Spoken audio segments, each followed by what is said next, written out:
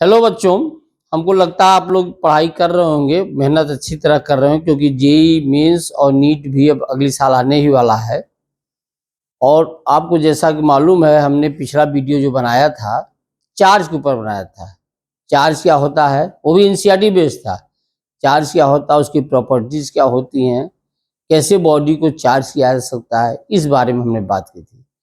हमारा ये अगर एनसीईआरटी से रिलेटेड जो वीडियो हम बना रहे हैं, अगर आप इसको देखते जाएंगे, इस चीज को प्रॉपरली फॉलो करेंगे, आप जेई में और नीट में बहुत अच्छा स्कोर कर ले जाएंगे। आपको कोई प्रॉब्लम नहीं होगी, बशर्ते एनसीईआरटी को प्रॉपर वे में फॉलो करें और जो भी हम कराते चले उसको करते चले। उसको पुराना वीडियो भी देखिए और जो हम पढ़ा रहे हैं उसको भी देखते चलिए, क्योंकि जेई मेंस और नीट में एनसीईआरटी बेस्ड क्वेश्चन बहुत ज्यादा आते हैं। इसलिए मेरा पहला प्राइम एम ये है कि आपको एनसीईआरटी में मास्टर कर दें। और जब आप एनसीईआरटी में मास्टर हो जाएंगे तो आप जैसे भी क्वेश्चन चाहेंगे उसको आप कर ले जाएंगे। हमने क्या बताया था पिछली बार, और आप लोग वीडियो तो देख रहे हैं लेकिन चैनल को सब्सक्राइब नहीं कर रहे हैं। अगर आप चैनल को सब्सक्राइब करते रहेंगे तो इससे हमारा मोरल बढ़ता रहेगा, हम नए नए वीडियो बनाते रहेंगे। इसलिए मेरा आपसे हम्बल रिक्वेस्ट है कि वीडियो को भी देखिए और चैनल को सब्सक्राइब करिए। अब कल के आगे कूलम्स लॉ।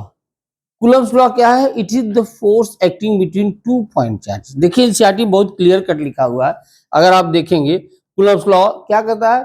कूलम्स लॉ एक मैथमेटिकल एक्सप्रेशन है। क्या है? ये क्वांटिटेटिव स्टेटमेंट है, ये एक्सपेरिमेंटल है, इसको डिराइव नहीं किया जा गया है। और सिंपल तरीका था कि पहले चार्ज को लिया गया, उसके बीच में फोर्सेस को स्टडी किया गया और ये टोटल जो रिजल्ट आया किसके बेस पे? एक्सपेरिमेंटल है। और इसने क्या कहा है, कूलम्स लॉ दो पॉइंट चार्ज के बीच में फोर्स निकालता है। इसके पॉइंट चार्ज, सवाल यह होता है व्हाट इज पॉइंट चार्ज। अगर कोई चार्ज बॉडी है, उसका dimension separation between the two charges के बीच के डिस्टेंस से बहुत कम होगा, उसको क्या बोलेंगे? Point charge. एक सिंपल चीज बताइए, एक आपके पास फुटबॉल है, फुटबॉल, उसको आप अपने सामने रखे तो फुटबॉल नजर आ रहा, उसको आप 50 मीटर ले जाएंगे तो छोटा नजर आता है, आता है नहीं आता है? जितना दूर ले जाएंगे वो छोटा नजर आएगा। फुटबॉल का मान लिए आपका रेडियस 20 सेंटीमीटर है, लेकिन अगर आप 5 किलोमीटर ले जाएंगे तो जो उसका रेडियस है 20 सेंटीमीटर, डायमीटर जो 40 सेंटीमीटर है, it is negligibly small in comparison to 5000 metre. हुआ कि नहीं हुआ बताइए? या 5 इंटू 10⁵ सेंटीमीटर। तो उसके लिए क्या होगा, जो हमारे और फुटबॉल के बीच का डिस्टेंस है वो इतना ज्यादा है कि football appears at the point. उसी तरह हमने क्या एनसीईआरटी में क्या कहा है, जो चार्ज का डायमेंशन है वो दोनों चार्ज के बीच के डिस्टेंस के कंपेरिजन में नेग्लिजिबल होगा, तो उसकी क्या बोलेंगे? उसको बोलेंगे पॉइंट चार्ज। क्या उन्होंने कहा, there are two charges Q1 and Q2, they are place small are distance apart. तो कूलम्स फोर्स क्या है? F equals to K Q1 Q2 by R square. यही ना है, तो दो चार्जेस हैं, दोनों के बीच का डिस्टेंस देखिए दिया हुआ K Q1 Q2 by R square. आप इसका मॉड ले लीजिए, मॉड ले लेंगे तो पॉजिटिव आ जाएगा। याद रखिए, अगर एक पॉजिटिव और एक निगेटिव चार्ज है तो फोर्स क्या आ जाएगा? Force will be negative. और फोर्स अगर निगेटिव आता है तो क्या होगा? Attractive in nature. क्या होगा? Attractive in nature. लेकिन अगर फोर्स पॉजिटिव आ गया, कब आएगा? When both the charges are positive और बोथ आर निगेटिव, तो कौन सा नेचर आएगा? Repulsive nature. इसलिए मॉड लेने की जरूरत नहीं, क्योंकि अगर मॉड ले लेंगे तो खाली मैग्नीट्यूड बताएगा। फिर हमने क्या कहा, इसलिए के को क्या बोला? K can be written as what? 1/4πε0। And इसकी वैल्यू क्या है? 9 इंटू 10⁹ न्यूटन मीटर स्क्वायर पर कूलम स्क्वायर। पिछले डिस्कशन हमने कहा था कूलम बहुत बड़ा चार्ज है, कूलम जो है एक बड़ी यूनिट है। हमने क्या कहा था, याद करिए, 10⁹ इलेक्ट्रॉन्स पर सेकेंड पास कर रहे हैं, और एक कूलम चार्ज एक्यूमुलेट करने के लिए हमको कितना समय लगा था, लगभग 200 साल। कितना लगा था, लगभग 200 साल। इसलिए कूलम क्या हमने कहा, वेरी बिग यूनिट। अब यार ये देखिए, जैसे एनसीईआरटी में पेज नंबर 11 सब वैल्यू दी, एप्सिलॉन नॉट को क्या बोलते हैं, epsilon naught is said to be permittivity of free space. क्या कहता है, परमिटिविटी ऑफ फ्री स्पेस। इसकी वैल्यू होती 8.85 इंटू 10⁻⁻12 कूलम स्क्वायर पर न्यूटन मीटर स्क्वायर। परमिटिविटी का मतलब क्या है, कोई भी सब्सटेंस एयर या वैक्यूम में किसी इलेक्ट्रिक फील्ड में कितनी आसानी से इलेक्ट्रीफाइड हो जा रहा है। क्या हो रहा है, कितनी आसानी से एयर में इलेक्ट्रीफाइड हो रहा हो, क्या कौन बताया जाएगा, परमिटिविटी ऑफ फ्री स्पेस को बताता है।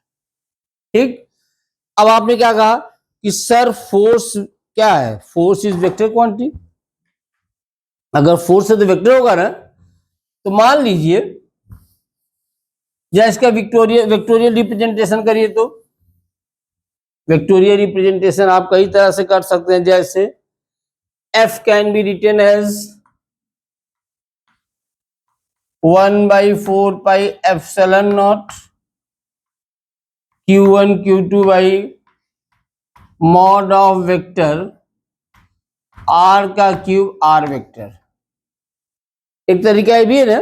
या आप लिख सकते हैं F can be written as 1/4 pi epsilon naught Q1 Q2 R vector mod square R unit vector. लेकिन आप इसको 1-2 के टर्म में लिख सकते हैं भाई। अगर आप इसको बता रहे हैं ये वेक्टर क्वांटिटी है, तो ये बताइए, एनसीईआरटी में बहुत बढ़िया दिया। जरा एनसीईआरटी आप देखिएगा, क्या करिएगा, एनसीईआरटी में चलिए, that is the page number 12। क्या कहता है, ओ मान लीजिए कोई पॉइंट है, देयर आर टू चार्जेस, देखिए बना हुआ है ना, there are two charges Q1 and Q2, they are place in space. Q1 का पोजीशन वेक्टर मान लीजिए R1 है, और Q2 का पोजीशन वेक्टर R2 है। तो ये बताइए, फोर्स क्या होगा, force will act along the line joining the two charges. इधर करेगा, force will act along the line joining the two charges. हमने केस 1 लिया, देखिए दिया हुआ है इसमें, केस 1, इफ टू चार्जेस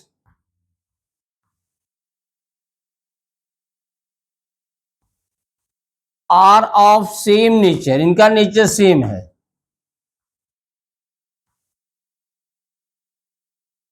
इसका मतलब क्या हुआ, the product of two charges should be greater than 0। अगर तो फोर्स क्या होगा, पॉजिटिव होगा।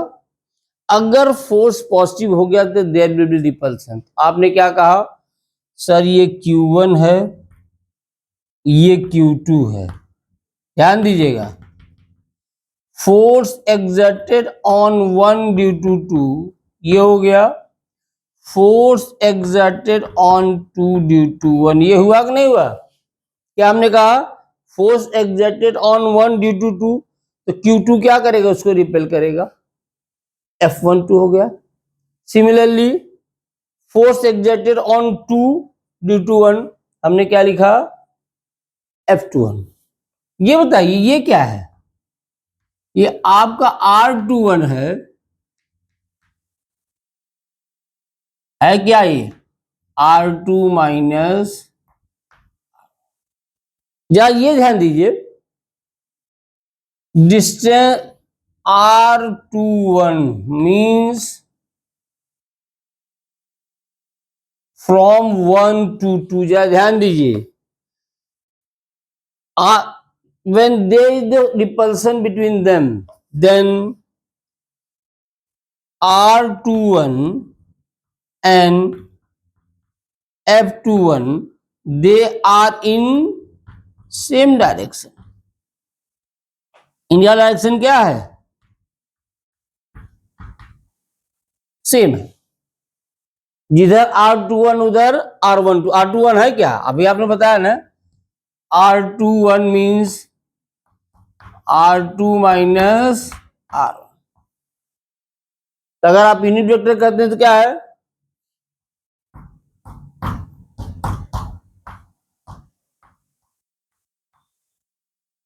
लेकिन अगर दोनों चार्ज अट्रैक्ट कर रहे हैं, क्या कर रहे हैं?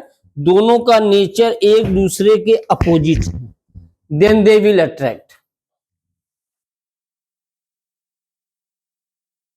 क्या इसको देखिए क्या होगा अगर वो अट्रैक्ट करेंगे।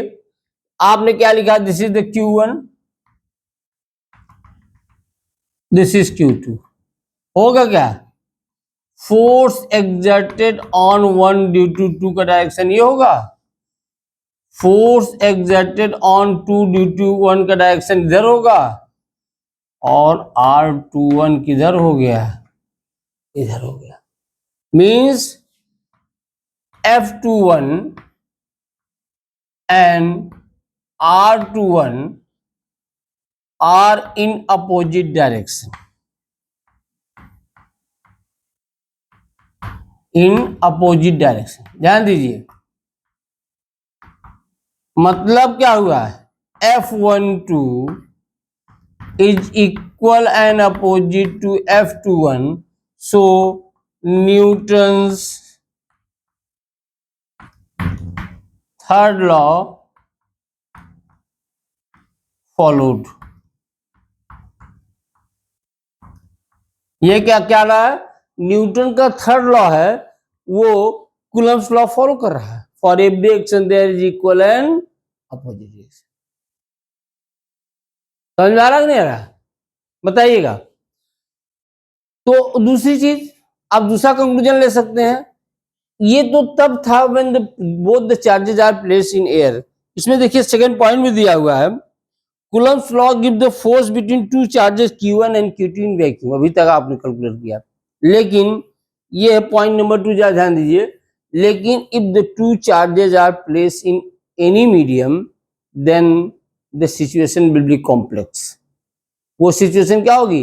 एकदम अलग होगी। जैसे उसमें कहता है कि if the charges are placed in a matter और intervening space has matter, situation is complicated due to presence of intervening medium. तो वहां केस क्या हो जाएगा? अलग हो जाएगा। समझ में आ रहा है कि नहीं आ रहा है? तो आप क्या हमने कहा? ये कूलम्स लॉ। अब जरा ये बताइए, जब आप फोर्स की बात करते हैं तो Coulomb's law is experimental result. ये किस पे बेस्ड हुआ? ये मैथमेटिकल फॉर्मूला है, and it has been obtain on the experiment. आप ये बताइए हमको इसके आगे,